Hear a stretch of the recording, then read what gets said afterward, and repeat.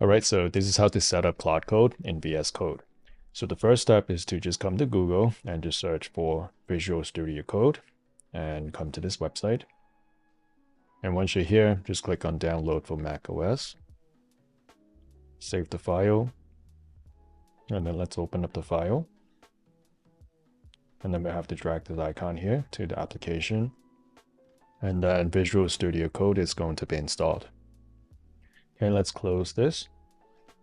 Go to application. And then let's open Visual Studio Code. Click on open.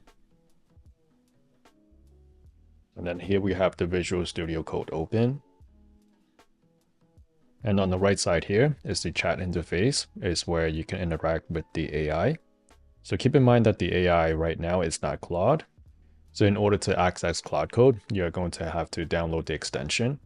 So on the left-hand side here, click on this icon where it says extensions. And then just type Claude Code.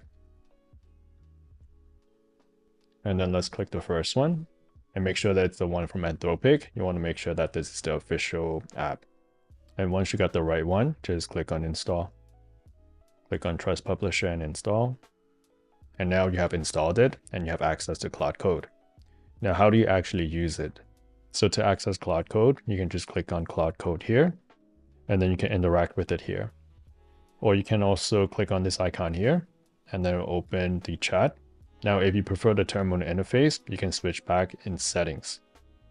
So we can come into settings and just check this, launch Claude in the terminal instead of the native UI. Just check this. And after you check this, and then when you click on this icon again, that will take you to the terminal interface.